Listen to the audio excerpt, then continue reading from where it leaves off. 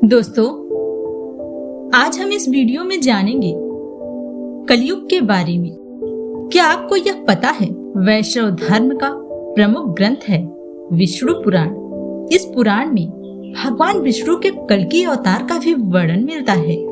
इसके साथ इसमें यह भी बताया गया है कि कलयुग का समय सब युगों के कालखंड से कम होगा। उस ग्रंथ के द्वारा हमें यह बताया गया है कि कलयुग में पाप अपने चरम पर होगा, जिससे कि इस सृष्टि का संतुलन बिगड़ जाएगा।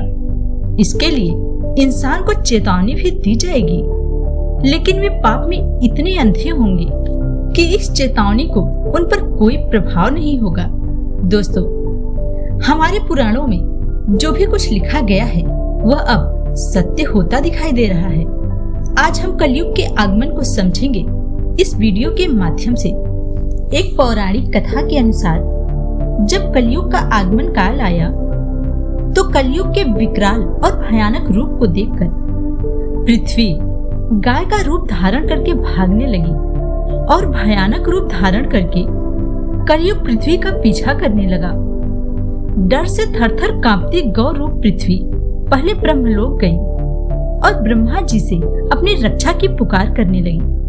तब ब्रह्मा जी ने कहा, हे पृथ्वी, हम कलयुग से तुम्हारी रक्षा करने में असमर्थ हैं, क्योंकि कलयुग का समय अब आ चुका है और अपने समय में हर कोई बलवान होता है।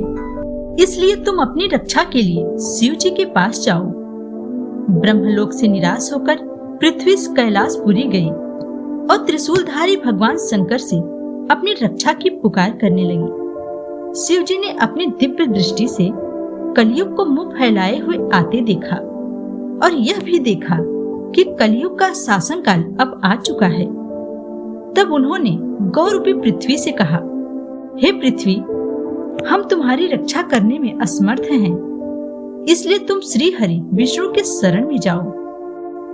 शिव जी के वचनों को सुनकर भगवान विष्णु के शरण में वैकुंठ लोक गई और अपनी व्यथा सुनाने लगी। भगवान विष्णु ने कहा, हे वसुंधरे, हम भी तुम्हारी रक्षा करने में असमर्थ हैं।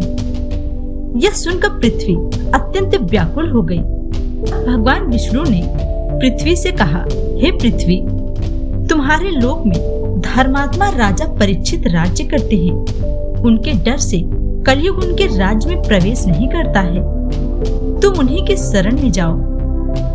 तब हाँफती कांपती पृथ्वी वैकुंठ लोक से भागती हुई राजा परीक्षित के पास गई और उनके पैरों के पास बैठकर रोने लगी और बोली, हे राजन, मेरी रक्षा करो, मेरी रक्षा करो, मैं आपके शरण में हूँ। उसी समय कलयुग अपना विकराल मुख फैलाए हुए आया और कहने लगा, हे विष्णु, यह मेरा शिकार है, तुम मेरे शिकार को मेरे हवाले कर दो।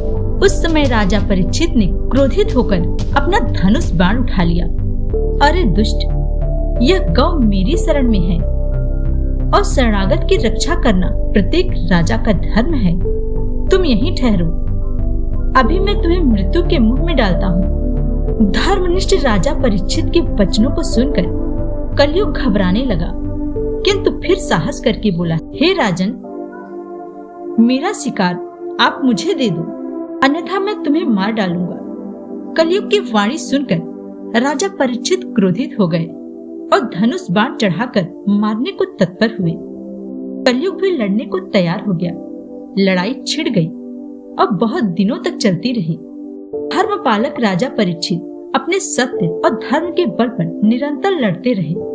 तब कलयुग ने विचार किया, इनको युद्ध में जीत पाना असंभव है। तब उसने छल का सहारा लिया और अपना हथियार फेंककर उन्हीं राजा परीक्षित के शरण में जा पड़ा और कहने लगा, हे राजन, मैं भी आपके शरण में हूँ। जिस प्रकार आपने अपने शरण में आए हुए गौ रूप पृथ्वी की रक्षा की, उसी प्रकार मेरी रक्षा करो। यदि आप मेरी रक्षा नहीं करेंगे तो आपको पाप लगेगा, आप अधर्म के भागी होंगे। तब राजा परीक्षित ने कहा, ठीक है, मैं तुम्हें अभय दान देता हूँ। उस समय कलयुग ने कहा, मेरे लिए निवास और भोजन की व्यवस्था करना आपका धर्म है। मुझे भंडार गृह में जगह दे दीजिए, वहाँ मेरे लिए भोजन भी मिल जाएगा और मेरा निवास भी हो जाएगा। कलयुग की बात को सुनकर परीक्षित ने विचार किया कि यह कलयुग पापी स्वभाव का है।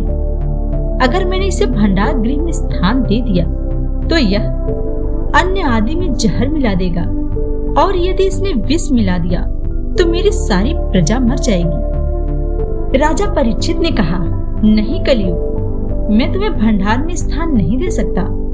मैं अपने हिसाब से तुम्हारे रहने की व्यवस्था करूंगा। तुम वैश्यालय और मदिरालय में सुखपूर्वक रह सकते हो। तब कलयुग ने कहा, ठीक है। यह कहकर वह मदिरालय और वैश्यालय में चला गया।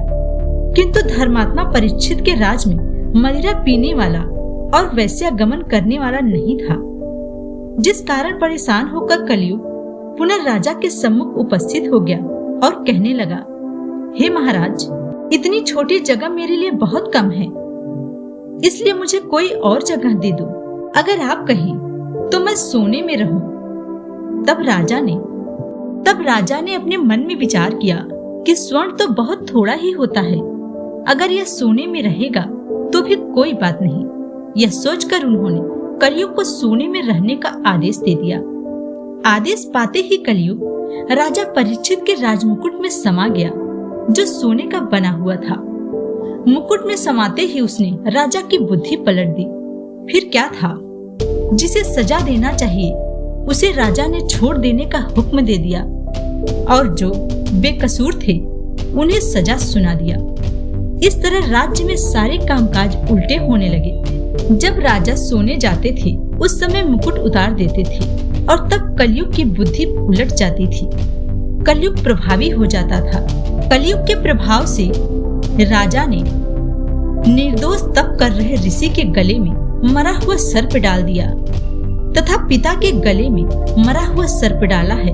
तथा पिता के गले में मरा सर्प देखकर ऋषि के पुत्र ने राजा को श्राप दे दिया कि जिसने मेरे पिता के गले में मरा हुआ सर्प डाला है, उसे आज के 7वें दिन तक्षक सर्प काट लेगा और उसकी मृत्यु हो जाएगी। यह सभी कलयुग के प्रभाव के कारण हुआ, और आज आप स्वयं देख रहे हैं वैश्यालय, जुआ घर और शराब खाने की स्थिति पूरी तरह से कलयुग के प्रभाव में है।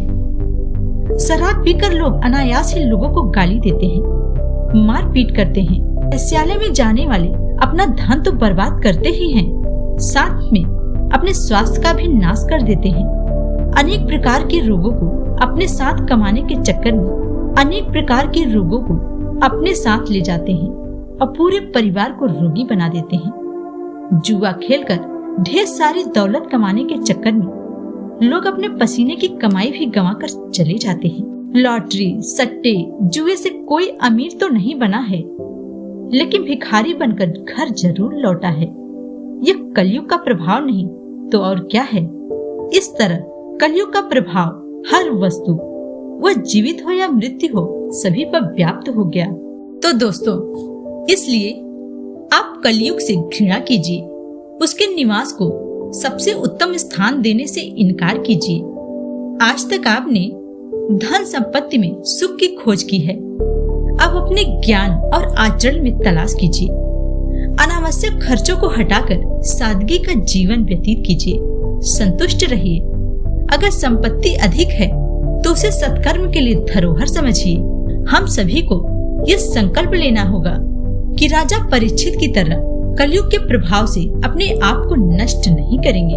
दोस्तों, अगर ये वीडियो आपको अच्छा लगा हो तो प्लीज हमारे चैनल को सब्सक्राइब करना ना भूलें।